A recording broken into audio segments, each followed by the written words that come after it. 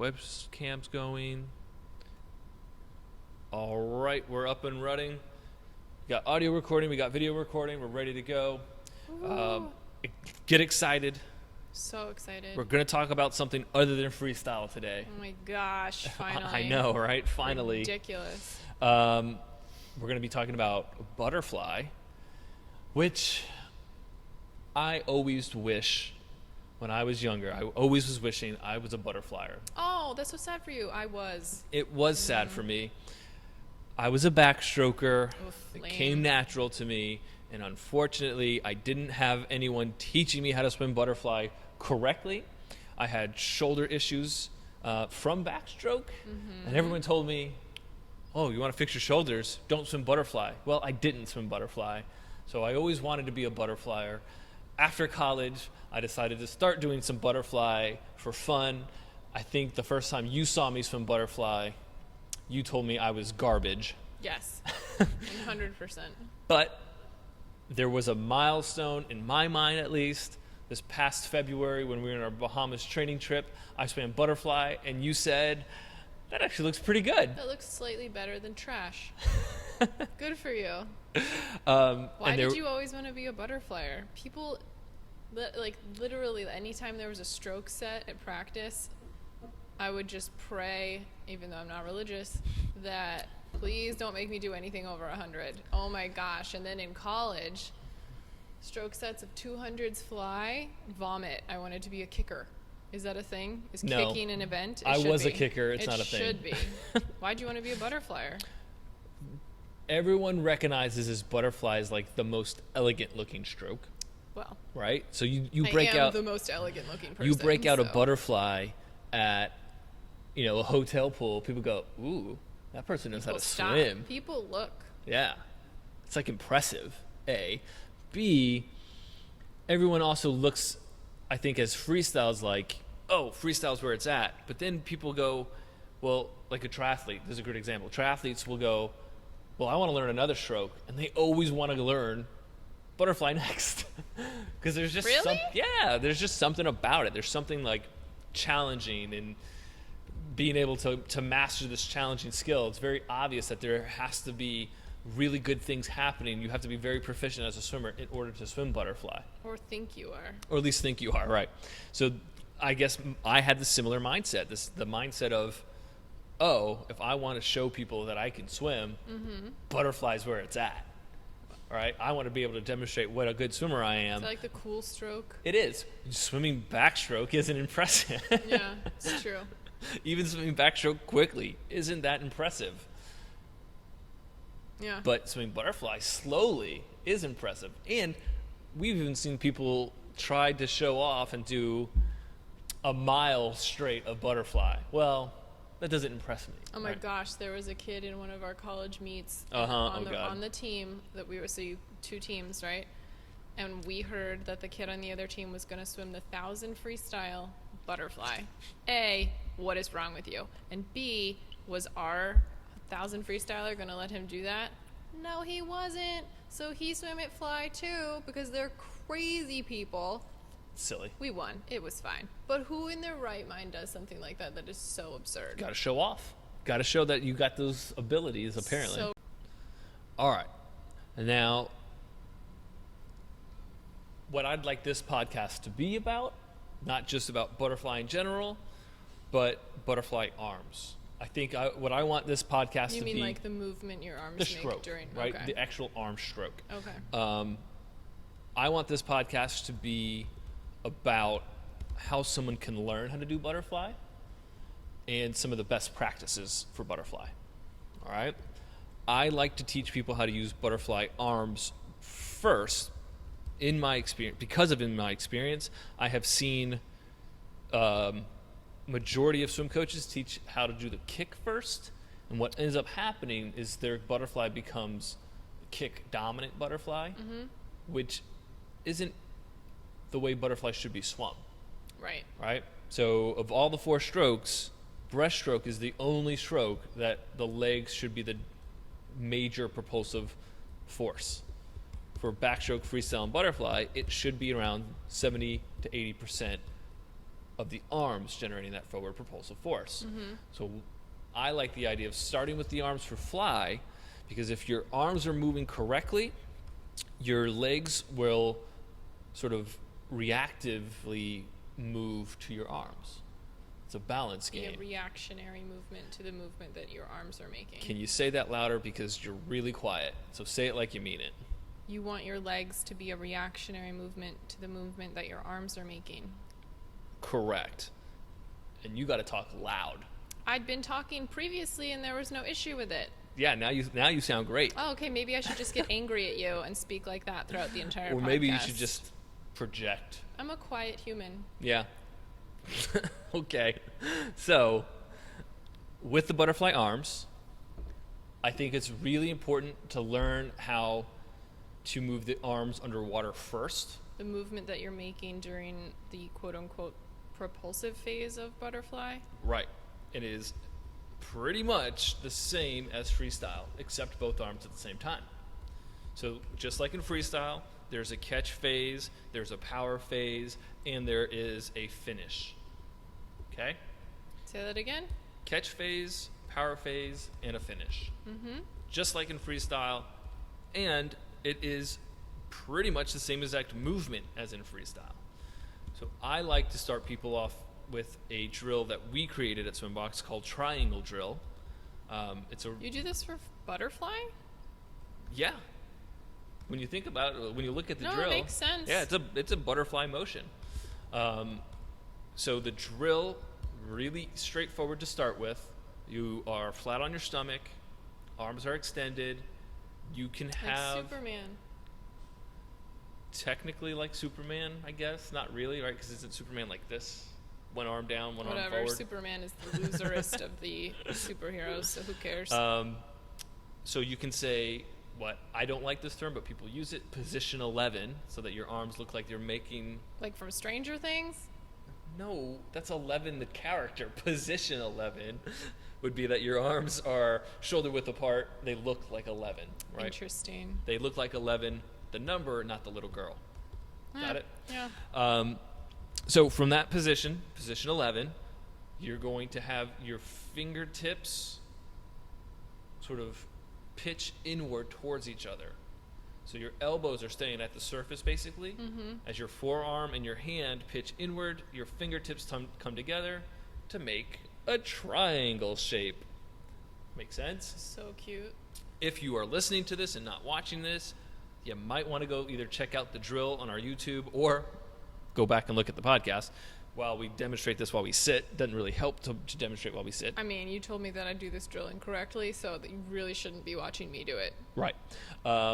So once the fingertips come together and you form that beautiful triangle shape, shoulder blades shrug back, so you're going into your power phase. And I think a smart way to think of the power phase is when your shoulder blade moves.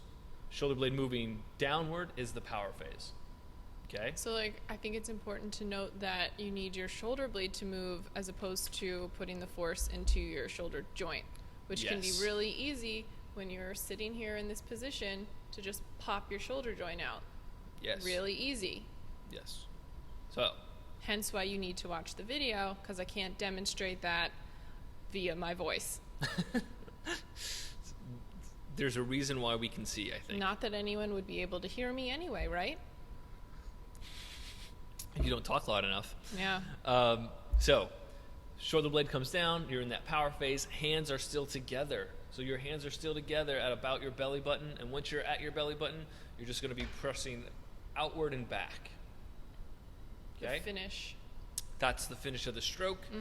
Most common error I see in new butterflyers is they try to pull back way too far. So instead of sliding outward... Pull back? Yes. What are you talking about? When they pull their arm back. I thought we were pushing back. You should be pushing back, I agree, but people pull their arm back as well. Oh. All right? Tricky. So if my arm is moving back behind me and I put all the force into my shoulder joint, I can't recover properly. You'll also tear your labrum like I did. Or other things. Many other things. So the goal should be to slide outward, and as you slide outward, your arms will break the surface of the water, to go back during the recovery so you can set that catch up again. However, with triangle drill, we don't worry about breaking the surface. We just worry about learning the movement under the water. All right? Because once you can learn the movement underwater, then you can start to learn how to recover properly. I think it's really important for people to also understand with butterfly, because there isn't rotation, both arms are moving at the same time, they're going to be recovering pretty low to the surface. We're not trying to break out of the water very far, right? We want to stay low to the surface so we're not driving really high up and driving really far down. Which is one reason why the world's most terrible drill to work on for butterfly is what lots of swim coaches love to teach you, that dolphin dive thing, where you literally stand Flick on your the hands bottom. back. No, you literally stand on the bottom of the pool, and then you jump out and dive down, Right. and then push off the bottom. So you're literally a triangle, up and down, up and down, up and down, which is terrible. Because the higher out of the water you bring yourself when you're swimming butterfly, the more drag you're causing and the slower you're going to move and the harder you're making it on yourself. I don't know why that drill exists, except for people to have fun when they're 8 years old and their summer team. But for some reason, people do it as they're older. And it is just the exact opposite of how you want your body to move. Right. I think that goes back to people wanting to teach how to do their kick movement before they teach the arms. And if I had to teach someone how to swim butterfly before I taught their arms, that's a way I would teach someone how to move. But because I can teach someone to move their arms first, they can learn how to move their legs correctly. Right? It's this weird thing that happens where when you start forcing movements in swimming, instead of letting movements connect, they always get out of whack. They get exaggerated, they get off balance, they get thrown all over the place. But if you just let the movements connect to one another, then you're relying on the sequence of events to occur so that the next sequence happens. Well, I think that's a really important thing for everyone to remember, that in every single stroke you do, all 4 of the strokes, every movement is connected to another movement. It's not separate pieces that you're putting together. It's a fluid thing. Swimming is beautiful when done correctly, sometimes when done incorrectly, but it's fluid and just an elegant thing to do because all of your movements rely on the others. Yeah. But that's just something to keep in mind, because I think it's hard when you're doing drills and you're working on like piece A, Right. and then you forget that piece, what is the next letter? B, C, and D all connect together. It's not like separate things. Right. It's a balance. We have to isolate a little bit, and that's why we started to talk about triangle drill. Right? We're isolating the arms, so we're going to isolate a little bit so we can learn sort of the movement. But then we have to kind of quickly incorporate it globally to see how that movement then affects the rest of your body. Right. And if you're not considering how is this movement that I'm learning going to affect the rest of my body, then you can't be considering how you're going to be swimming at the end of your isolation, right? Whether it's isolating kick or arms or breath or whatever it is, or rotation, all right? You always have to be considering, well, if I learn how to move like this, how is that going to affect me later? Right. So, getting back to butterfly arms, once someone can learn how to do triangle drill, then we can start to learn how to recover. I don't ever have a requirement that people's arms clear the surface of the water the first time they learn how to recover. It's actually a drill that you do, and well, you can kind of compare it to, no, I won't say that. Never mind. Scratch that from the record? Scratch it. I was Okay. wrong. So I will ask people for the first time during the recovery to actually let their entire arm do kind of like a drag drill, like fingertip drag. That's what I was going to say, but then I thought it was wrong. What were you going to say? I was going to say that's the drill that you can compare it to in freestyle, but Yeah. in fingertip drag, it's only your fingertips. Right. So like your arm is out of the water in fingertip drag. I just didn't want to be confusing. No. So your arm is going to just gently kind of just crest over the surface or just gently ride on the surface. You're worried I was going to knock your coffee over? I was. Oh, I got you. I had that. Yeah, because All right. otherwise you'd have to buy me a new laptop. Exactly. So we want your arm just to gently glide on the surface. And for beginners, I always ask that they keep their pinkies up Like so that their hold them thumb up? is down. Yep, so Like that their you're thumb is drinking down. tea with the queen. Very well. if you held your teacup upside down, yes. Pinky out. Right. So we're going to have a really controlled slow motion, and then you're going to just let your hands place there right on the surface, so then you could go right back into your triangle drill. I am just now realizing how crazy this must sound if you're not watching us. Oh, I can't imagine. I can't imagine. Yeah. Great topic. I just did an amazing demonstration, in my opinion, on this video. It was okay. Okay. So the goal should be work on triangle drill first. And that's just under the water. You're not reaching the surface of the water with your arms at all. You can have a flutter kick. You can have no click kick. You can have a pull buoy in between your legs if you want. I think actually the pull buoy is the smartest, because then it'll keep you floating and you don't have to pay any attention whatsoever to your lower body. Exactly. I like the idea of people using a pull buoy to learn, just so that they don't have to be concerned about floating in general. And then it's also, like you said, it's closer to the actual movement that they will be performing eventually. So why not? Go for it. So once you can sort of demonstrate that you can set a catch. Or the monofin. We have a lot of people use the monofin. I wasn't going to bring up the monofin because that does start getting into the kick portion of it. Just kidding. But it is also an option. Something I throw onto people all the time is the monofin. If you don't have a monofin, which most people don't have monofins, use a pull buoy. If you're a girl and you want to be a mermaid, you definitely know what a monofin is. If True. you don't tell me, because I'll be sad for you. Okay. So the triangle drill can be performed with the pull buoy, and once that can be mastered, then you can start to experiment with the recovery. And the recovery is happening outward, not by your thigh. We're not touching your thigh to finish your stroke. It has to move away from your body. And what happens is you build up a lot of resistance against your hands over time as you get better and better at generating propulsion. And when your hands kind of push out and feather out and they break that surface, they automatically start snapping forward because of our ligaments. We don't need to force the recovery necessarily. If your elbows bend during the recovery, you're going to hurt your shoulders and you're going to have to force your arms forward. So try to keep your arms as straight as possible during the recovery. So try more to keep like the a pinky straight up. arm recovery from freestyle? It is just like that. Okay? So elbows should be pointing upward towards the ceiling or the sky during the recovery. They should not be pointing back. Okay. So if you're watching this on YouTube, this would be my elbow pointing back. This would be my elbow pointing up. Got it? So it's more of a rotational thing. Yeah, so it's like you're trying to rotate your elbow forward as your arm comes forward. Yeah, no lifting. Don't lift, you guys. The lift should be coming, if you want to call it that, should be coming from the shoulder blades coming in towards the spine as your arms exit. Okay. Okay? So, triangle drill and the recovery. The next drill that I would recommend people go to our YouTube for is hover arms. Okay? Ah, yes. I think hover arms is probably the most important drill for someone to learn how to do for butterfly. And it is probably the easiest drill for someone to learn how to do. Caveat, if you already know butterfly and your husband, who is also your swim coach, asks you to demonstrate this drill for a video, it is hard. It is hard. I can't do it.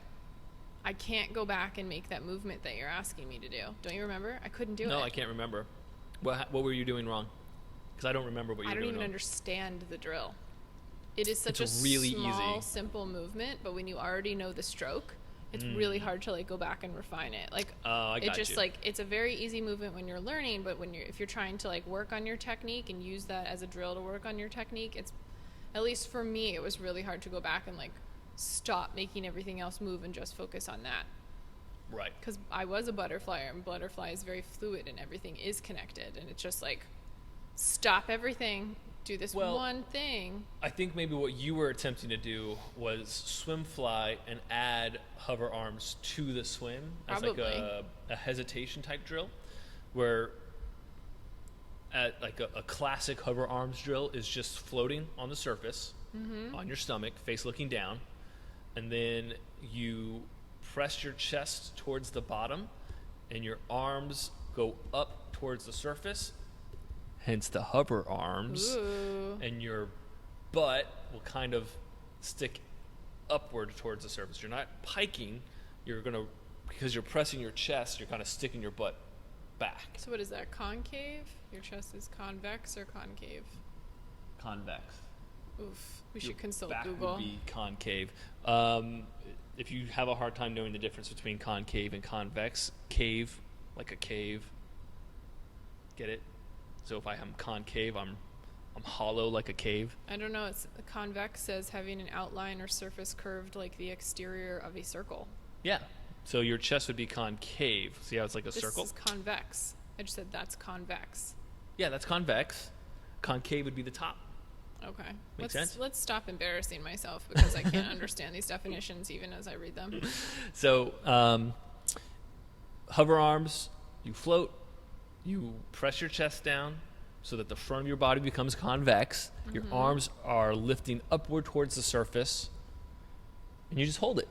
You learn to hold that position. Where do your arms start? Shoulder line.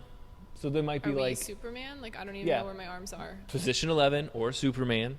All right. So they'll maybe be about an inch below the surface. Mm-hmm. And then when you achieve the hover arms position, that holding position, they're right above the surface or right on the surface. They're not dry. Does that make sense? They're just crested up out of the water a little bit. All right. This is going to be a lot easier to understand if you go and look at the videos. Okay. Got it. Good. So when someone can show hover arms, that is the movement that has to be achieved as soon as someone enters the water. As soon as someone enters the water? As soon as someone swimming butterfly, as soon as their arms enter the water, they would hit that position of hover arms, and then they would go into their catch position, which would be very similar to that triangle drill. Now, triangle drill is helpful because it is exaggerated. Obviously, when you swim butterfly, you wouldn't want your fingertips to touch. You wouldn't want that triangle to be formed. Right? But it's an exaggeration so people understand when their arms enter, they are wider than shoulder width apart. They're like a Y shape as opposed to an 11. Got it? So when you catch, your catch is going to happen within your shoulder line. So somewhere between your nose and your shoulder. So you enter wide, catch narrow. So then your power phase is basically just underneath the shoulder as your hand travels underneath you. It's just underneath your shoulders, maybe a little bit inside of that. But then you can also flare out and press out into the recovery. So it's almost like impossible to cross over during butterfly. It's not impossible, but said almost. Almost. I wouldn't put it past someone for sure. So if you're still using a pull buoy, you can use that pull buoy for hover arms. You can apply some of the movement now that you practice in triangle drill, and you can recover, and you would absolutely be swimming butterfly. It wouldn't be the most effective butterfly in the world. You don't have a kick yet. You haven't even You are mentioned kicking. the kick. You don't have to kick because you getting your arms out of the water is going to make your kick go down. Is that going to create the undulation that butterfly is based off of? Yes. Because we haven't even spoken about that. Well, we're talking about arms, so it creates the kick, and I think undulation is too dramatic of a word to use when it comes to butterfly. Because undulation was used too much, I think, when it comes to describing butterfly. And undulation would be this motion. When butterfly, our goal isn't to dive down. Our goal is to dive forward and up again. So it's not a dive down necessarily. So the goal should be how little of a dive down can you have. A really old inchworm who can't really inch that well. An old inchworm that can't inch that word. Sure. Yeah. I'm just trying to figure this out here. And they come down, right? So they're going to come up and go down. I use hover arms not as just a drill to teach people how to swim, fly. I use it also as a demonstration to show what the deepest that person should actually be going once they get back in the water. How deep their body should go? Yep. So if you lift up really high during your fly, you're going to end up going deep during your fly. And if you end up going high and deep, you end up swimming longer distances. Right. So we want to try to minimize the vertical lift and the vertical dive We want to see how horizontal you can stay. What is that? Like the shortest distance between 2 points is a straight line? Typically speaking, unless it's on a globe. Well, the water's not a globe. But even then, it's still a straight line. If I could travel through the globe, it would still be a straight line. I'll give you a shovel. Right? So, anyway, so now you would be swimming flat. You're not taking breaths. You're not adding a kick to it. But the kick is occurring because it's reacting to your balance changes. Mm-hmm. So as your arms exit the water, your legs automatically go down. And as your arms hit the surface again, and you go into your hover arms position, your legs go up. So these are the reactionary movements, right? Yeah. Right? And so if we can learn how to get your legs to react to the balance changes of your arms, then you have a kick that's already built in, and you can learn how to generate power within that kick. That is for another podcast, though. It's probably a good move. Right? So, some other drills that I really like to start learning how to do butterfly, and specifically that hover arms. You mean how to like put it together and start actually quote unquote swimming? Where you're at now, like where we're at in the conversation. All right? I don't know if we've ever made a video of this, but I've seen it on our Instagram. You face towards a wall, so you put your face on a wall. Are you put in the pool? No, you're out of the pool, you're on land, face is on a wall, chest is on the wall, hips are on the wall, thighs are on the wall, toes, obviously, you're flat on your feet, so your toes are as close to the wall as possible, and your arms are going to be up in that Y shape, right? So we're up here in a Y. Against a wall. Against the wall. And then your goal is to try to keep your chest and your face against the wall as you move your hips away from the wall. Keep your face and chest against the wall as your hips move away from the wall? Yep. What is the movement you're making? So that would be... You're pushing... I don't even know. What are you doing? So that would be the same position as hover arms. Is there a name for this dryland movement? Because I wouldn't really call this a drill. Dryland. You could call it just dryland fly. Well, because you can't, like, using the term chest press, I feel like gives, like, a wrong... Makes you want to do that undulation thing. All right, I'm going to see if I can... You're going to have to help me out. I'm going to demonstrate. All right, you're going to have to watch and let me know if I'm in the video or not. Can you see the screen? Yeah. All right, so this is... I'm going to come over here. Obviously, this is in a wall. All right, so I'll be here, and then I'm moving my hips away from the wall. So pushing your butt out. Yep, but keeping my chest pressing into it. Yeah. This is the hover arms position. So that's the hover arms position that I was just talking about. All right? Okay. So that helps, I think, a lot of people wrap their mind around how their body should move. It's not all chest. It's not all hips, right? We don't want to hinge in our hips, right? We don't want to hinge this way in our hips. It's kind of a chest press and a lift up through our hips. Okay. Makes sense. Right? So I find that drill, if you want to call it a drill or exercise or demonstration, really helpful for people to wrap their minds around the movement. Why do you have them do it against a wall? Because then they can start to understand how shallow they can be. In the water. Exactly. Okay. Right? So against while the wall still prevents making the people movements. being against the wall prevents people from right. sticking their butt out and hinging. Right. That's what that is. So if you didn't hear any of that, I just said being against the wall prevents people from sticking their butt out and hinging forward, as opposed to sticking their butt out and pressing their chest Which forward. Would be another way that you would just add way too much up and down movement to your stroke. Right. Okay. So I want people to try to make sure that they're not trying to incorporate full-on butterfly too quickly. Mm-hmm. Get the arms down, get those shoulder blades moving, know how to move your arms through the water first. The biggest mistake people make with their arms is they enter wide and then they slide out even wider to start their propulsive phase. Slide out. Yeah, so they're almost looking like, I always call it like they look like a paper clip, or not a paper clip, like a staple, where they're like this, way out here. Oh, I was like, I was thinking paperclip. I was thinking paperclip too. All right, so the other thing that I see is people aren't controlling. Why is that the biggest mistake? Like, explain the negative because things. what that ends happen up from happening that. over time is they're catching so far outward that they're in a very weak position. They can't generate really good propulsion out there.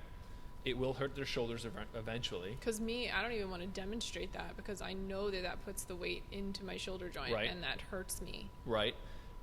And because it's starting so wide, you'd have to come narrow into the power phase in order to push outward. And So to what did I actually just have do? any leverage. What does this look like?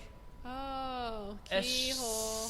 Oh, I learned keyhole, Right. Well, the keyhole is the same thing, but with a straight back push. which is incorrect. Right. So we don't want to make keyholes. We don't want to make S's. It's basically half circles that we're really making. At the back. Yeah. I think of it as a banana shape.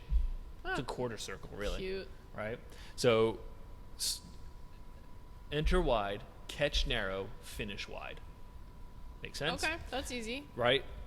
For a lot of people, they don't control their arms during the recovery, and they end up entering way too narrow, so they're almost in a streamlined position. All right? We don't want to try to achieve streamline when we're swimming.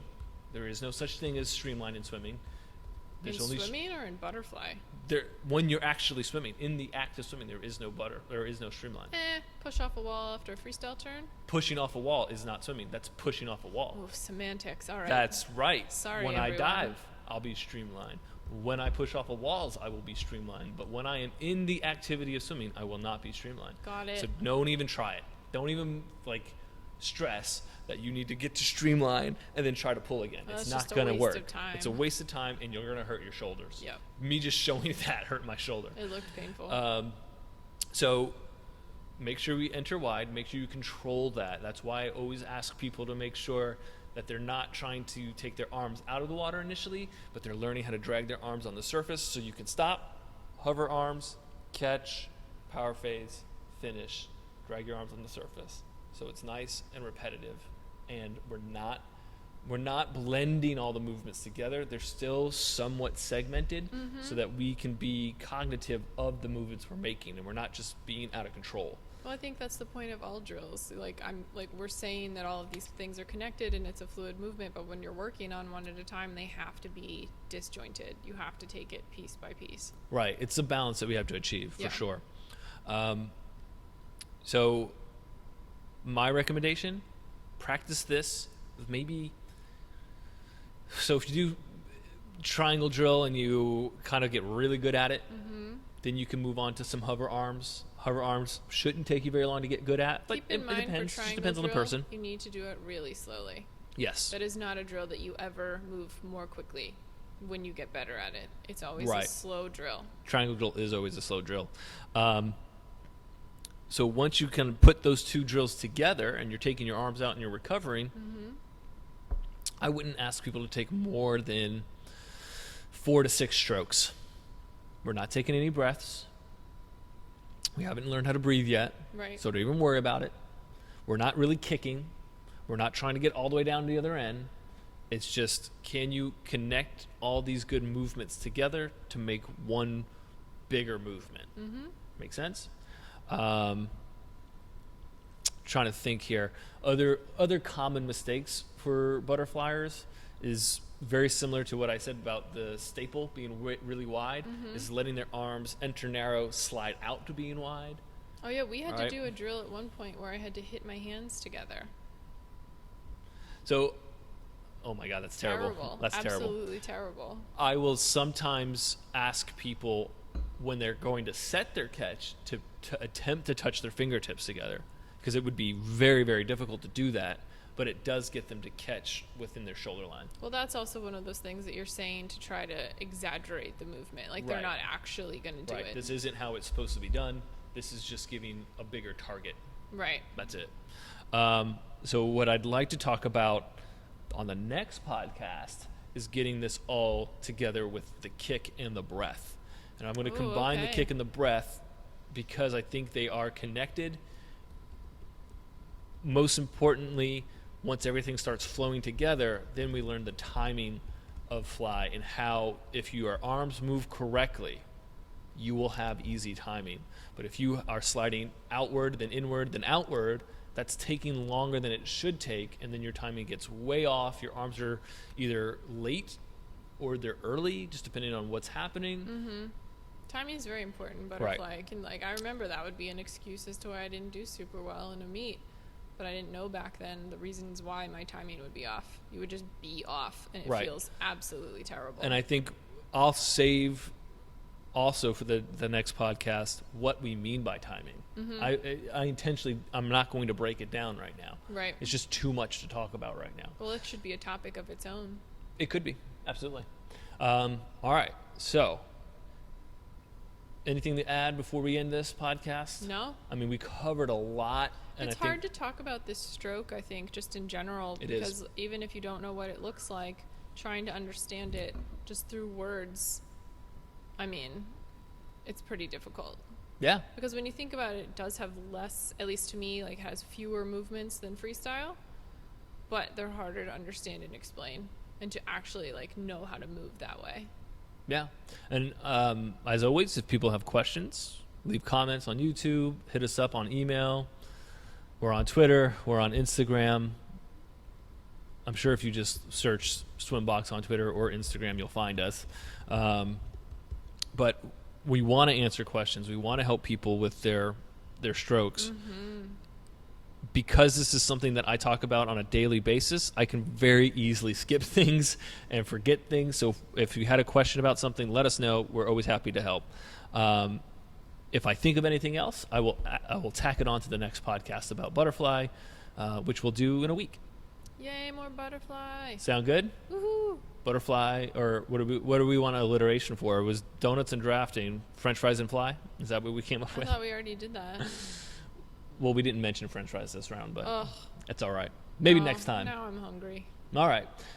We'll talk to you guys next week. Bye. See you later.